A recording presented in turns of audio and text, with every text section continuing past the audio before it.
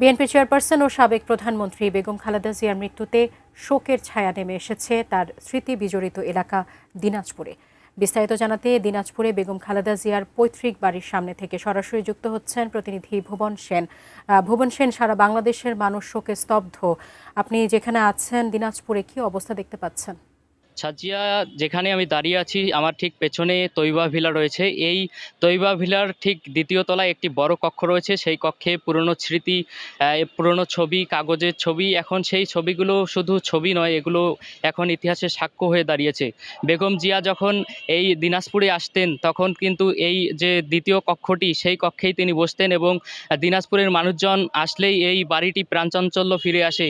আজকে তার এই বাড়িতে কোনো পদচারণা নেই, নেই কোনো প্রাণচাঞ্চল্য, কারণ তিনি আর এই বাড়িতে কখনোই আসবেন না। তিনি গত 30 ডিসেম্বর ঢাকার একটি এভারকেয়ার হাসপাতালে তিনি শেষ নিঃশ্বাস ত্যাগ করেন। তার মৃত্যুর খবর দিনাজপুরে ছড়িয়ে পড়লে সাধারণ মানুষ থেকে রাজনৈতিক নেতৃবৃন্দ তারা কিন্তু শোকে যে স্তব্ধ তারা হয়ে যান এবং তারা যেটি বলছেন যে বেগম জিয়া যখন দিনাজপুর 3 আসন থেকে নির্বাচনের কথা উল্লেখ করে বিএনপির মহাসচিব মির্জা ফখরুল ইসলাম, তখনই যে দিনাজপুরের সাধারণ মানুষ যে উচ্ছ্বসিত হয়ে পড়ে, রাজনৈতিক একটি মতবিরোধ ছিল, সেই মতবিরোধ কিন্তু একসাথে হয়ে সেই বেগম জিয়াকে তারা নির্বাচিত করার জন্য, জনস্রোত বিজয় আনার জন্য তারা কিন্তু ঐক্যবদ্ধ হয়ে কাজ করে।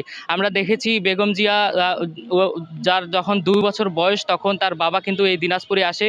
ঘাসিপাড়ার একটি মাতৃছায়া নামে একটি বাড়িতে তারা থাকতেন। তারা যখন 5ম শ্রেণীর গণ্ডি এই দিনাজপুর শহরের মিশন স্কুল থেকে তিনি 5ম শ্রেণীর পাশ করেন, প্রাথমিকের গণ্ডি পার হন এবং দিনাজপুর সরকারি বালিকা উচ্চ বিদ্যালয় থেকে 1960 সালে তিনি এইচএসসি পাশ করেন এবং তারপরেই একই বছরে তিনি বিবাহ বন্ধনে আবদ্ধ হন শহীদ প্রেসিডেন্ট জিয়াউর রহমানের সাথে।